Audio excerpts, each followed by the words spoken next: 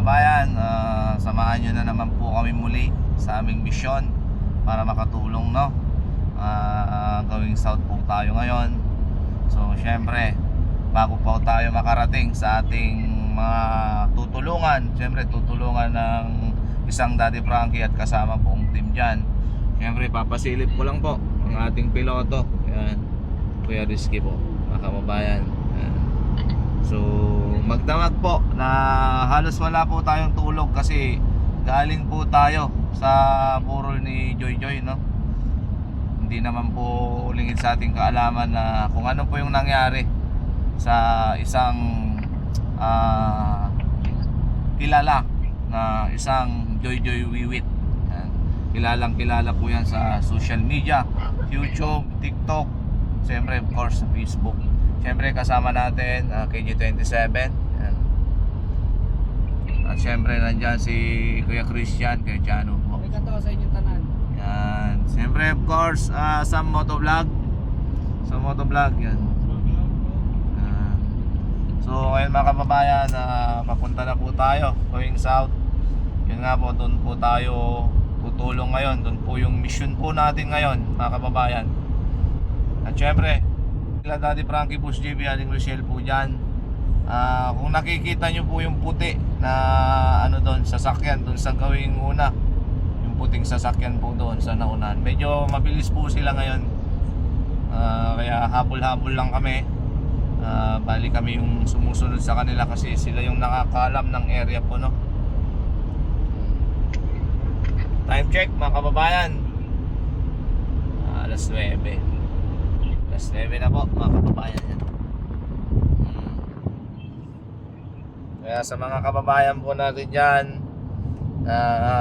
nag-aalmusal ngayon, kumakain, magpakapusog po tayo dahil kami tapos na po kami kumain.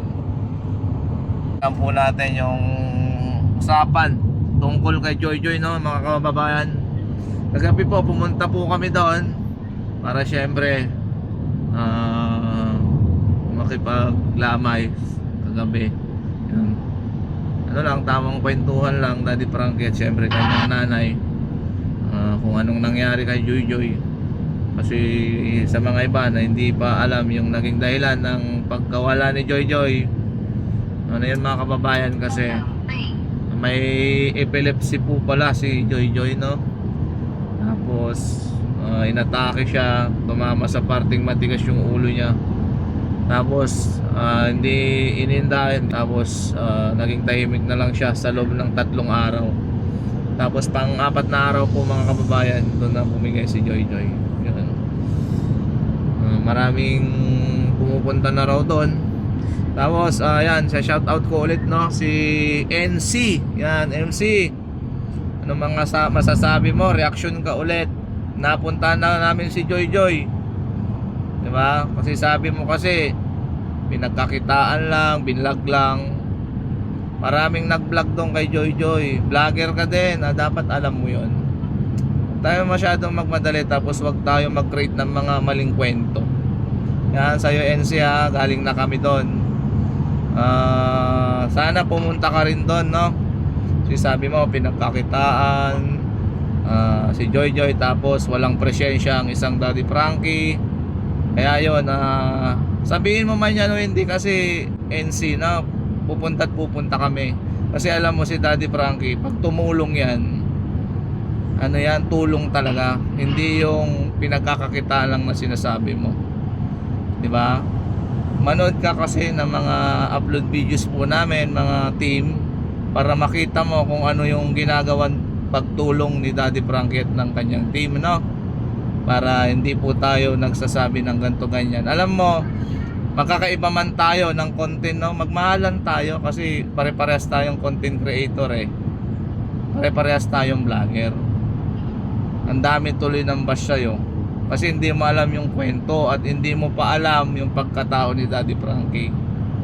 Kasi ulitin ko, pag tumulong si Daddy Frankie, hindi lang basta pagtulong, hindi lang basta kinuha ng video, bilag, ayun na yun na sinasabi mo pinagkakitaan. Maraming binigay na tulong kay Joy Joy. Dapat din na natin to pinag-uusapan, NC. Kasi wala na nga si Joy Joy, dapat ano, sinasabi ko lang to, sana mapanood mo tong video na ito. Di ba? Ang dami mong sinasabi doon na asa ng Daddy Frankie. Yun, pumunta na kami. Dapat pumunta ka rin doon, no? Hindi lang yung ikaw, binablog mo lang din si Joy Joy, wala na nga yung tao eh. Binubukay mo pa yung mga nakaraan, inuungkat mo pa. Dapat ba mo nang ungkatin yung mga nakaraan sana. Kaya tuloy, sinasabi ko rin din to, di ba? Dahil alam na mga kababayan natin, nauulitin ko sa'yo, hindi lang basta binlog yan si Joy Joy.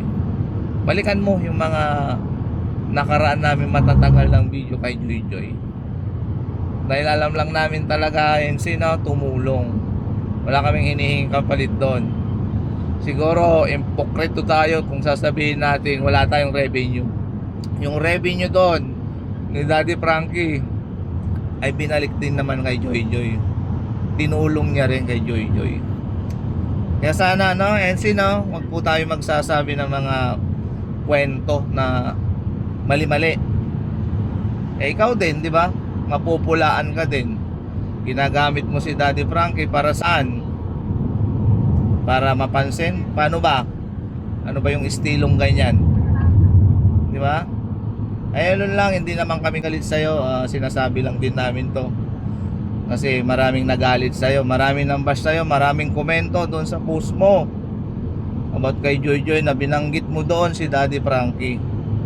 Tingnan mo, basahin mo yung mga comment mo doon. Di ba? Ayun lang, kahit hindi tayo pare-parehas ng kontento, magmahalan lang tayo kasi ito yung trabaho natin, ito yung ginagawa natin. Wag lang tayo gumawa ng kwentong mali-mali. Di ba?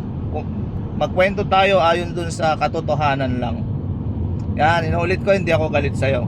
Yun lang, sinabi ko lang yung sa loobin ko din, no? Kaya yun, mga kababayan, hindi galit si Boss Tak po. Nasabi ko lang kasi alam nyo naman at nakita at nabasa nyo naman siguro yung post ni NC. Ayoko na siyang pangalanan pero alam nyo na kung sino si NC, di ba?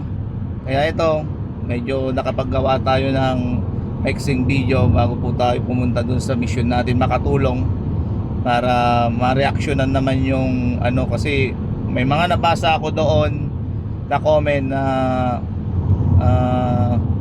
reactionan namin sa isa sa team itong si NC. Pero syempre huwag na tayong ano, hindi naman tayo pasikat para ano. Yun lang mga kababayan, lagi po namin sinasabi, wag po tayo magsawa na suportahan si Daddy Frankie, of course, ng buong team. Lagi po namin sinasabi po, no, na kayo po yung tunay na dahilan kaya nangyayari to, kaya may isang Daddy Frankie, kaya may team na nabuo dahil din sa inyong pagmamahal, pagyakap po sa amin. Mula noon hanggang ngayon, di po kayo bumibitaw, kaya wag po kayong bumitaw, magsama-sama tayo hanggang sa huli.